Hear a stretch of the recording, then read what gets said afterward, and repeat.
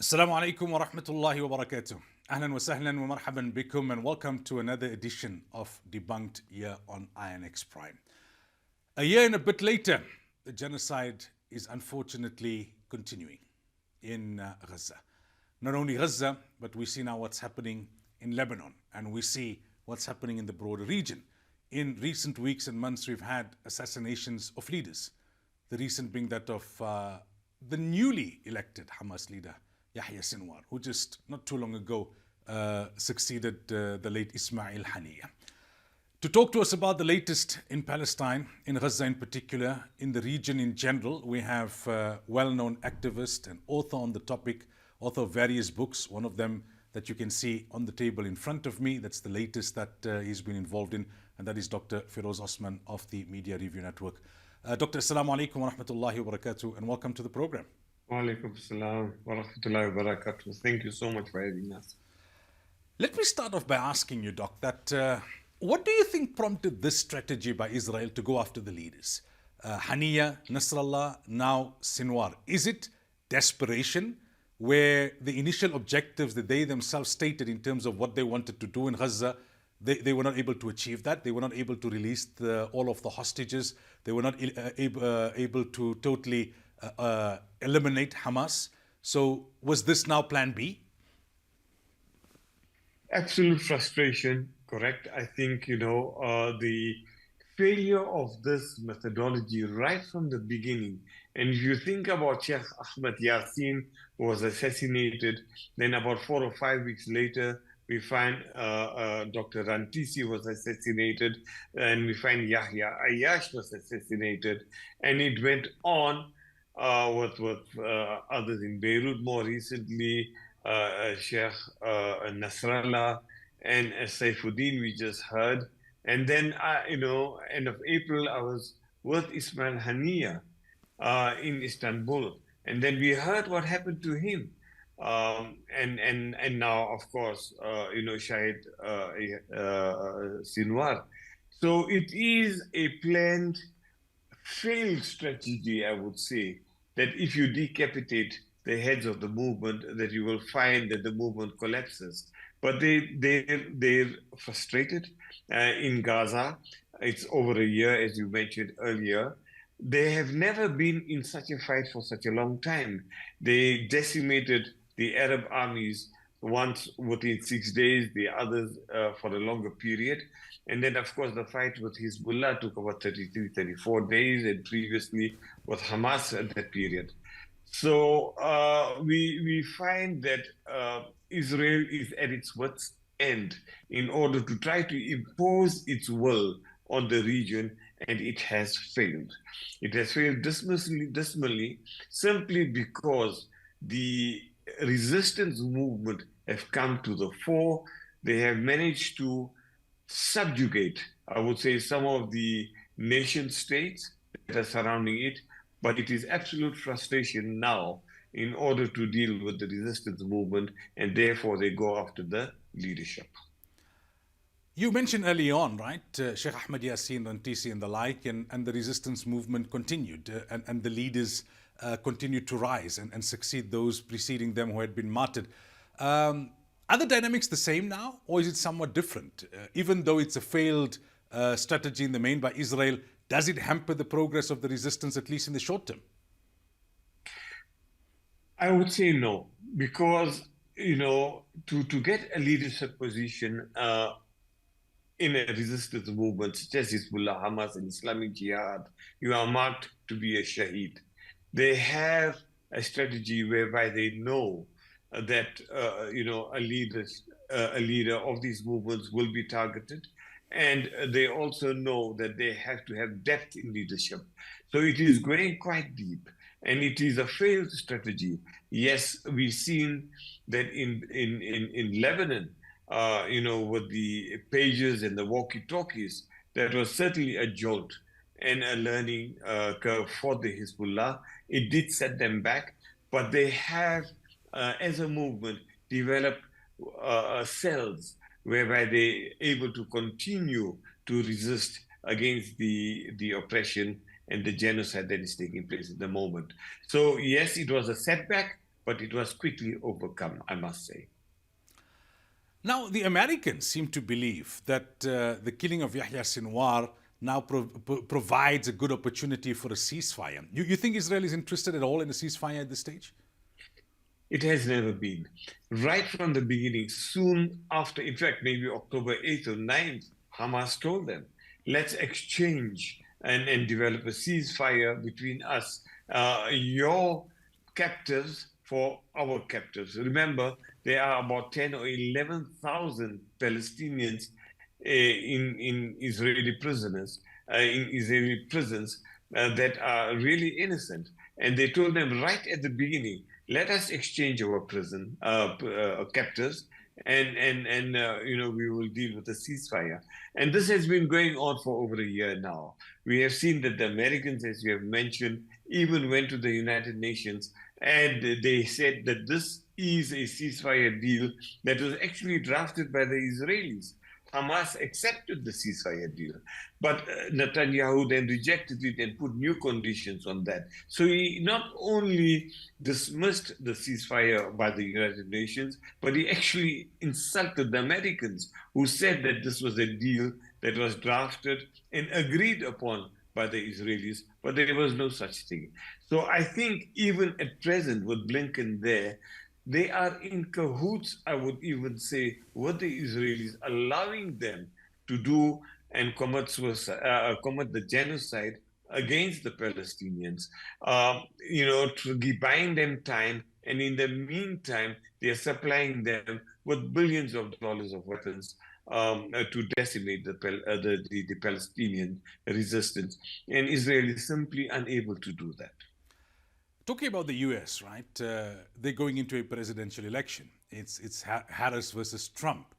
I was at a function recently and there was a discussion taking place, and someone said, if Muslims in America were to ask you, who do we vote for, how would you advise them? There was obviously differing views. Some said that activists within the US felt that the Democrats needed to be punished because this genocide took place during their term of office. Others were of the view that you've got to look at it from the perspective of who would Netanyahu prefer between the two, and the answer would be that he would prefer Trump. Now, to what extent does the outcome of the US presidential election make a difference to the Palestinian issue, and especially the situation in Gaza? Or is it a case of, well, it doesn't matter who wins when it comes to the situation in Palestine? The US policy has been pro-Israel and will be consistently so. I agree with that. I think, it's almost irrelevant of who wins, that the Palestinians will continue to be colonized, they will continue to be victimized and in fact, slaughtered. We know now, as you mentioned, that under Biden and Kamala Harris, that billions of dollars have gone to Israel to commit these crimes against humanity, and it has been done under Obama, when he was the president before him. But Trump, although favored by Netanyahu, simply because we know that it is the right-wing nationalists that support Trump, and it is the Christian nationalists that are actually, we must remember, there are about 50 million of them in America that are quite strongly in support of Israel. And the reason, I think we must understand why. It is because they believe that, of course, the Bible has mentioned about the ingathering of the Jews in the land of Palestine. And because it is the Jews will come in there, they will, of course, defeat the Muslims there. It will herald the second coming of the Messiah.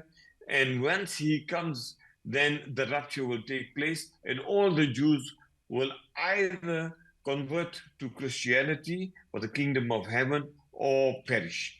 And this is the idea between Christian evangelical nationalists, that it is, in fact, if they do not support Israel and support Palestine, it is almost going against biblical rule. So they need the Zionist Jews to conquer and stay in Palestine in order for the Messiah and the second coming to come. So they would rather have the Republicans in power. And I think the Muslims need to understand that they will continue to support the Israelis come what may. Talk to us about your assessment of why Israel has been focusing in recent weeks on Lebanon. You know, from October 8th, Hezbollah has declared that it will support Gaza by all and any means. However, we really need to understand what Zionism is all about. And Zionism is not only taking over the land of Palestine, that means Gaza, West Bank, and what it calls Israel at the moment. But the Zionism is to have that particular land without any Palestinians. But right at the origins of it, Zionism means taking over pieces of land right up to the Litani River, that means part of Lebanon. It has already controlled parts of Golan Heights, which belongs to Syria, the Jordanian Valley, and even parts of Saudi Arabia. So this is the aim and ambition of Zionism, is to conquer everybody. And it sees an excellent opportunity at the moment to seize as much land as possible because it has the backing of the West and America in particular. I want to remind you of a statement by General Wesley Clark. He was a NATO general at the time. And he said, that the West wants a destabilization and conquering of certain areas. And it started with Iraq, it went on to Syria, Lebanon, Libya, Sudan, Somalia, and ending with Iran. And that may be the primary objective, that it is to control and strangulate that particular area so that it can have regional control of the oil wealth of the region. Talking about the region, right? What capacity, military-wise, do they have to adequately retaliate to what Israel is doing? This question has come to the fore in light of what Iran said post the assassination of Haniya on its soil. Subsequently, we've seen Hezbollah's leader assassinated, and now we've seen Yahya Sinwar assassinated. It's almost like the world was waiting for this massive backlash, which hasn't happened. Is there a reason why it hasn't happened, or is it an issue of capacity, military capacity? It is a matter of will. I think these are surrounded. Firstly, let me just say that there has been a massive intelligence failure by Israel. They were talking about Yahya Sinwar being in the tunnel in the north of Gaza and so on and so forth. Meanwhile, he was right there fighting with a gun in his head, facing the Zionist military. So, it's not as if the Israelis have a foolproof intelligence service. However, to come back to the issue that you asked about, is that the resistance has proven that it is required simply that we have to have a will and iman and faith in order to confront the enemies. Never before has Israel been in such a long war, a year plus, and it's going on, and it has failed to defeat. Previously, when it entered Beirut, it took 4 or 5 days from the borders of Israel to enter Beirut. Now it is going on for over a year, and they've hardly a few kilometers, maybe 1 or 2, and they're finding resistance and are unable to go in further. So what it has demonstrated to us, the resistance movement, is that it requires iman and the will. 30,000 or 35,000 with primitively armed weapons, Hamas has withstood the might of the fourth strongest army, backed by the strongest armies in the world, the entire Western world. And they have failed to defeat Hamas. Likewise, in Hezbollah, the same thing happens in Lebanon. And then we find the poorest of the poor nations, Yemen, that has stood up and crippled the Red Sea ports. And then we have the popular resistance movement in Iraq.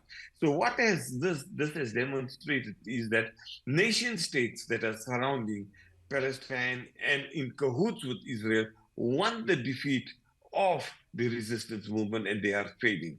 I mean, we have a very powerful army in Egypt. We have the Jordanian army that is standing right by. The Emiratis may have a small army, but the Saudis have one of the biggest armaments purchases in the world. They are the ones that buy the most, but they do not have the word to confront the enemy. In fact, they may be collaborating with Israel in order to defeat the resistance movements simply because it is Israel that is upholding these, I would say, illegitimate regimes, and they have no desire for the resistance movement to succeed. Does Iran and Lebanon by themselves have the military capacity to take on Israel successfully? Again, I would say yes. That Israel has failed, and it has shown in many ways. Militarily, let's just take that for example. The reservists are leaving the country. There are more than 1 million, according to Maariv, the newspaper in Israel, that have left Israel. The reservists, there are 40,000 businesses that the reservists run when they have to go into the army that have completely collapsed. Another 60,000 are going to go bankrupt. The ordinary people are running away from Israel. We see from the airports. And then economically, it has been devalued. The shekel has devalued. Economically, it is in dire straits because there's absolutely no tourism that is taking place. So economically, it is suffering. Militarily, it is suffering. Politically, we can see how divided the society in Israel is. Yes, they are. They both agree that they must take over Gaza and decimate Hamas and so on. But there are stark, deep divisions within Israel, and Netanyahu is hanging on by a thread, avoiding going to jail by continuing this particular war. So militarily, economically, politically, and morally, they have failed as a state. And I think Israel is in deep trouble. Let's talk about the ICJ and the ICC. It's going to be now close on a year since South Africa started the proceedings at the ICJ. I suppose everyone cautioned from the beginning that these things take long, and especially when it comes to non-white countries like Palestine, it's not going to be as quick as, say, for example, Ukraine. And as much as the initial rulings were welcomed, there's still a long road to go. The ICC, Yahya Sinwar was also one of those charged, Ismail Haniya. They both now late. Does it in any way make a difference in terms of now holding Netanyahu to account? Or is there just still the issue of no political will and that the bigger Western powers will ensure that these processes are stifled at every juncture? Yes, you're correct. I think the ICJ, it is a long process, and yet we must commend the South African government for taking the stance it took. I mean, here we are right on the southern tip of Africa, a non-Muslim, non-Arab country that had the courage to take Israel for the first time historically that it charged onto the ICJ. So we must compliment and commend South African government for taking the stance it has, and it continues to do so. It's preparing papers to continue to charge Israel for genocide, which it did. The ICJ did say that it is plausible, but it is clear as daylight that it is something that Israel is continuing to do. However, given the fact that the ICJ is an arm of the United Nations, it was set up like the ICC by the Western world as if it will only prosecute those that the Western world doesn't like or goes against them. And that seems to be evident as well. So they will drag its feet. Yes, there is no will. we're impatient. However, it is something that needed to be done simply to expose Israel for the crimes it has committed, crimes against humanity, and it has also exposed the Western world for its double standards and hypocrisy when it comes to the darker nations of the world. Let us remember that only maximum, I would say, 15% of the world is white Christian world. Then 85% of that is the black world, the black brown world.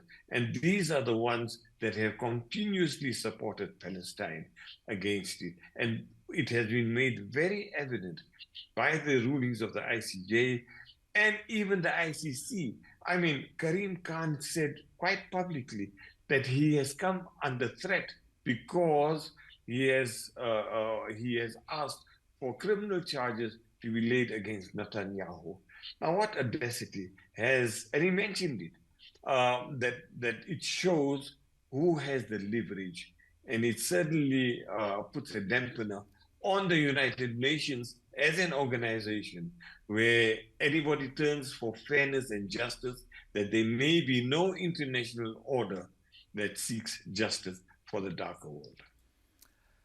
Let's talk, Doc, about the state of activism, right? In the immediate weeks after October 7th, we saw thousands, millions of people take to the streets across the world, even in those countries which are very staunch supporters of Israel. And it was always feared that the longer that this goes on, that fatigue would set in. How do we overcome that fatigue when it comes to ground level activism? How do you keep people motivated to continue the activism, notwithstanding how long this is going on for now? You know, I don't think there has ever been such activism. It's unprecedented, even during the apartheid years. I know in the 70s, early 70s, I was outside South Africa House at Trafalgar Square. We used to gather there on Sundays, well, when it wasn't too cold, to demonstrate against apartheid.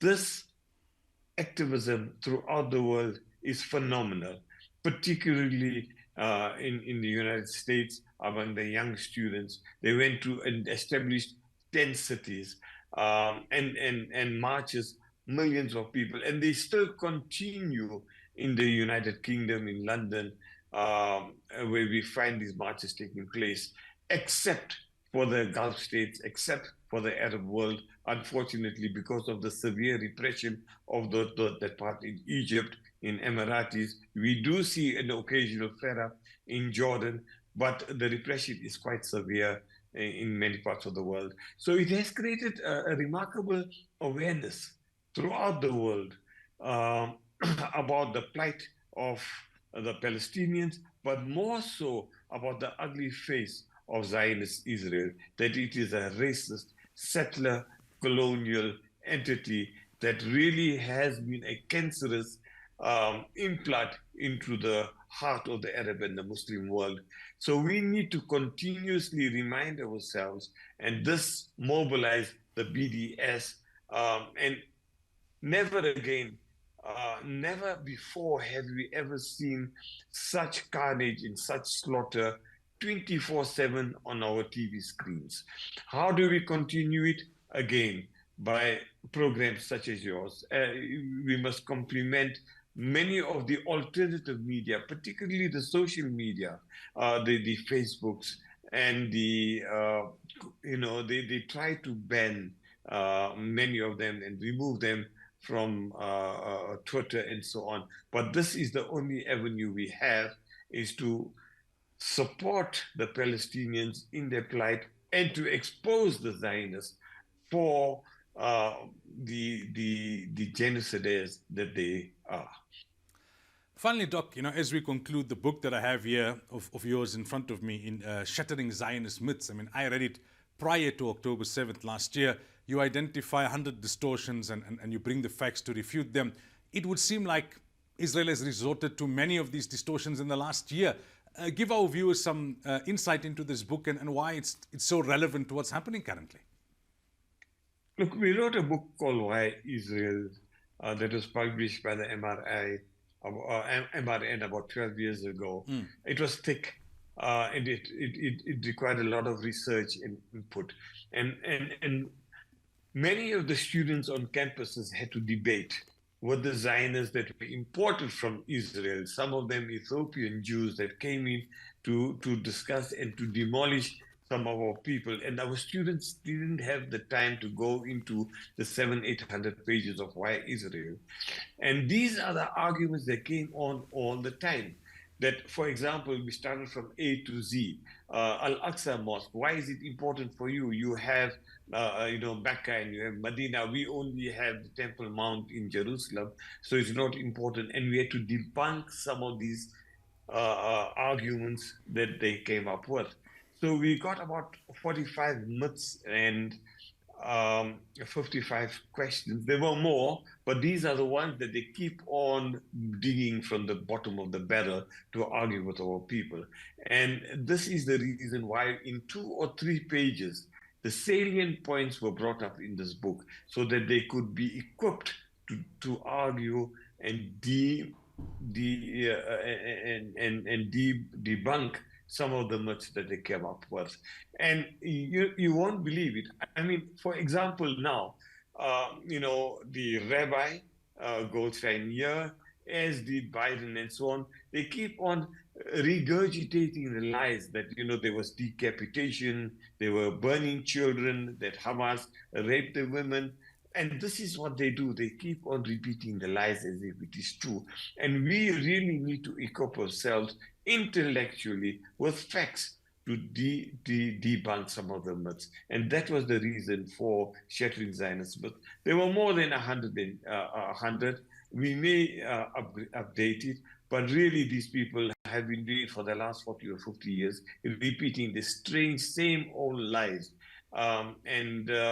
It is quite easy to disarm their arguments through this book. Is the book still available, Doc? It is. It is available at our offices at Crosby, at the Nana Memorial Hall, at the offices at the Media Review Network, and we can provide you with a number. Zainab will be happy to give you that book. Jazakallah so much for your time and for chatting to us. We really appreciate it. Shukran. Thank you, Moulana, for having us. And inshallah, we make dua with your duas that the resistance will be victorious, inshallah. Ameen. Ameen, Ya Rabbil Alameen. Assalamu alaikum wa rahmatullahi wa barakatuh. Wa alaikum assalam wa rahmatullahi wa barakatuh.